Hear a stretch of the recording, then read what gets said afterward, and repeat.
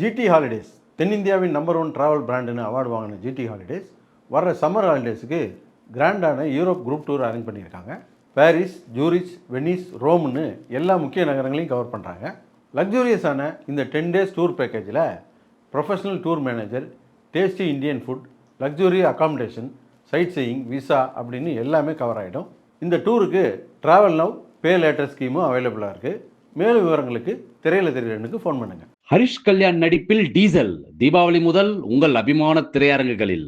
Welcome to Tamil talkie start.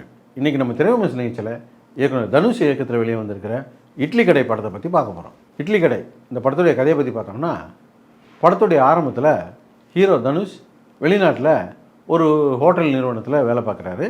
அதில் ஒரு முக்கியமான பொறுப்பில் இருக்கார். அந்த ஹோட்டலுக்கு முதலாளியாக சத்யராஜ் இருக்கார்.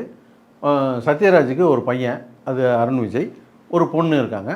அந்த பொண்ணு தனுஷை லவ் பண்ணுறாங்க.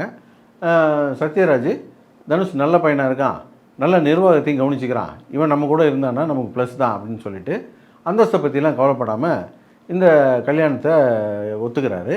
ஆனால் அருண் விஜய்க்கு இதில் துளியும் உடன்பாடு இல்லை. இந்த சூழ்நிலையில் கல்யாணத்துக்கு தேதி குறிச்சிடுறாங்க. கல்யாண தேதியும் வருது. இந்த நேரத்தில் தனுஷுடைய அப்பா ஊரில் இறந்துட்டார் அப்படிங்கிற செய்தி வருது. தனுஷ் தவிர்க்கவே முடியாமல் நான் போயிட்டு திரும்ப கல்யாண தேதிக்கு வந்துடுறேன் அப்படின்னு சொல்லிட்டு கிளம்பி ஊர்லேருந்து வர்றாரு. இங்கே வந்த பிறகு தான் அவர் ஒரு விஷயத்தை உணர்றாரு. நம்ம அப்பா அம்மாவுடைய கடைசி காலத்தில் அவங்களோட நம்ம இல்லாமல் போயிட்டோமே அப்படின்னு வருத்தப்படுறாரு. அதே போல் அவங்க அப்பா வந்து ரொம்ப மதிக்கக்கூடிய அவருடைய இட்லி கடையை நம்ம எடுத்து நடத்தலாமா அப்படின்னு யோசிக்க ஆரம்பிக்கிறாரு. இந்த சமயத்தில் நடந்த வேற ஒரு சிக்கல்னால அவரால் ஊரை விட்டு கிளம்ப முடியாமல் போயிடுது. இப்போது கல்யாண தேதி நெருங்கிடுச்சு, நீ கிளம்பி வரலன்னா நமக்கு பேர் கெட்டு போயிடும், உடனே கிளம்பி வா அப்படின்னு சொல்கிறாங்க. அன்பாக கூப்பிட்டு பார்க்குறாங்க, மிரட்டி பார்க்குறாங்க. ஆனால் இவர் வர முடியாதுன்னு சொல்லிடுறாரு. இதனால் ஆத்திரம் அடைஞ்ச அருண் விஜய் ஹீரோவை பழி வாங்கணும்னு நினைக்கிறாரு. அதுக்கப்புறம் என்னாச்சு அப்படிங்கிறத இந்த படத்துடைய கதை. இந்த படத்துடைய கதையை மேம்போக்காக பார்த்தா இது ஒரு ஹீரோ வில்லன் கதை மாதிரி இருக்கும். ஆனால் ஒரு பிள்ளைய நல்லது கெட்டதை சொல்லி கொடுத்தா அது எப்படி வளரும், பாசத்தை காட்டுறேன் அப்படிங்கிற பேரில் நல்லது கெட்டதை சொல்லி கொடுக்காம ஊதாரித்தனமாக வளர்த்தா அது என்னவாகும் அப்படிங்கிற ஒரு மெசேஜ் சொல்லக்கூடிய ஒரு படமாக தான் இது வந்திருக்கு. படத்துடைய ஃபஸ்ட் ஹாஃப்லாம் நல்லாவே உண்மைக்கு நெருக்கமாக எடுத்திருந்தாங்க. நமக்கு ஈஸியாக கனெக்ட் ஆகிற மாதிரி இருந்தது. நிறைய நல்ல சீன்ஸும் இருந்தது. உதாரணத்துக்கு சொல்லப்போனால் இளவரசு வந்து ஊர்லேருந்து ரொம்ப வருஷம் கழிச்சு வந்து அவங்க அம்மாவை பார்ப்பார்.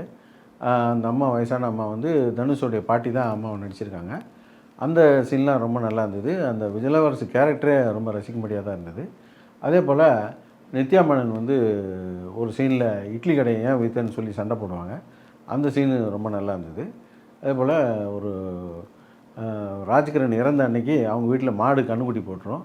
அந்த கண்ணுக்குட்டியை ராஜ்கிரணே வந்து மறுபடியும் பிறந்ததாக நினச்சி பேசுவாங்க. அதெல்லாம் நல்ல ஒரு சீனாக இருந்தது. அதே மாதிரி அவங்க கடைக்கு ரெகுலராக வந்து சாப்பிடக்கூடிய ஒரு பெருசு ரொம்ப அற்புதமான கேரக்டரு, அது ரொம்ப நல்லா இருந்தது. சத்யராஜ் கேரக்டரை ரொம்ப ஸ்ட்ராங்காக எழுதியிருந்தாங்க.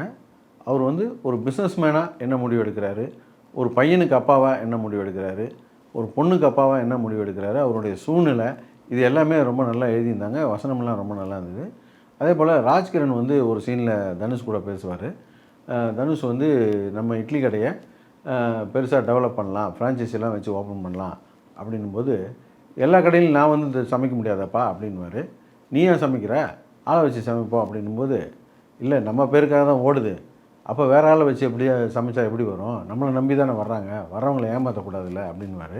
அந்த சீன்லாம் ரொம்ப அற்புதமாக பண்ணியிருந்தாங்க. அதில் வசனம்லாம் ரொம்ப நல்லா இருந்தது. படத்திலே குழப்பமான கேரக்டர்னால் அது தனுஷ் கேரக்டர் தான். அந்த கேரக்டரு நல்லவன் அப்படின்னு சொன்னால் கூட அது தன்னுடைய சுயநலத்துக்காகவும் அந்த சூழ்நிலையில் என்ன முடிவு எடுக்கிறதா நமக்கு நல்லதோ அதை தான் எடுக்குதே தவிர மற்றவங்கள பற்றி கவலைப்பட மாட்டுது. உதாரணத்துக்கு சொல்லப்போனால் ஒரு பொண்ணை லவ் பண்ணி கல்யாணம் வரைக்கும் போயிட்டு இவருக்கு எது வசதியோ அதை முடிவு எடுக்கிறாரு தவிர அந்த பொண்ணு லைஃப் என்ன ஆகும் அதை பற்றிலாம் கவலைப்பட மாட்டார். அதே மாதிரி இன்னொரு பொண்ணை 9ஆம் கிளாஸ்லேயே லவ் பண்ணிவிட்டு விட்டுட்டு வந்துடுறாரு. யாரை பற்றிக்கும் இவர் கவலை கிடையாது, இவரை பற்றி மட்டும்தான் இவர் கவலைப்படுறாரு. இதை வந்து கொஞ்சம் கரெக்டாக ஜஸ்டிஃபை பண்ணியிருந்தாங்கன்னா இன்னும் கொஞ்சம் ஸ்ட்ராங்காக இருந்திருக்கும். படத்துடைய செகண்ட் ஹாஃப் தான் ரொம்ப சினிமாத்தனமாக போயிடுச்சு. ஹீரோவை பழி வாங்குறேன் அப்படின்னு சொல்லிட்டு அருண் விஜய் பண்ணுற விஷயமெல்லாம் ரொம்ப ஒரு மூணாந்தர வில்லன் பண்ணுற மாதிரி இருக்குது. ஒரு மைண்ட் கேமாக இருந்திருந்தால் அது ரொம்ப நல்லா இருந்திருக்கும். அதே போல் ஹீரோ தனுஷை அந்த ஊர்க்காரன் பூரா எதுக்கு வெறுக்கிறான்னு தெரியல, திரும்ப எதுக்கு வந்து சேர்ந்துக்கிட்டாங்கன்னு தெரியல. அதை கொஞ்சம் ஒழுங்காக பண்ணியிருந்தா அதுவும் நல்லா இருந்திருக்கும். படத்தில் சில பல குறைகள் இருந்தாலும் ஒரு இயக்குனராக தனுஷ்கிட்ட நல்ல ஒரு முதிர்ச்சி தெரியுது. வழக்கமாக தனுஷ் படம்னாலே அது யங்ஸ்டர்ஸுக்கான படமாக இருக்கும். ஆனால் இந்த படம் ஃபேமிலி ஆடியன்ஸுக்கான படம். ஆனால் இந்த படத்தை யங்ஸ்டர்ஸ் பார்த்தாலும் ஜென்ரல் ஆடியன்ஸ் பார்த்தாலும் உசுருக்கு ஆபத்து இல்லை அப்படிங்கிற ஒரு ஓகே ரகமான படமாக இருக்கும். ஃபேமிலி ஆடியன்ஸுக்கு இது ஒரு குடும்பங்கள் கொண்டாடும் வெற்றி படமாக இருக்கும். இந்த படம் பார்த்த பிறகுடா எனக்கு என் சின்ன வயசு ஞாபகம்லாம் வருதுடா. ராத்திரி பூரா மெரினா பீச்சிலே தான் படுத்து கிடப்பேன். எதுக்கு? மெரினா பீச்சில் இந்த சரக்கு கப்பல்லாம் போகும்ல, அது ரிப்பேர் ஆகி நின்று போச்சுன்னு வச்சுக்க, கடலில் இறங்கி தள்ளுறதுக்கு ஆளை கூப்பிடுவாங்கடா.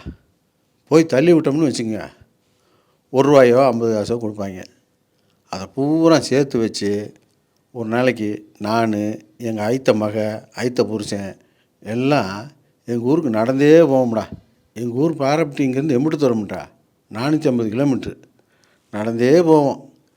எங்கள் ஊருக்கு போயிட்டு, எங்கள் ஊருக்கு பக்கத்து ஊர் வந்து டவுன் வந்து செம்பட்டி, அந்த ஊரில் தான் தேட்டர் சத்யான்னு ஒரு தேட்டர் இருக்கும்.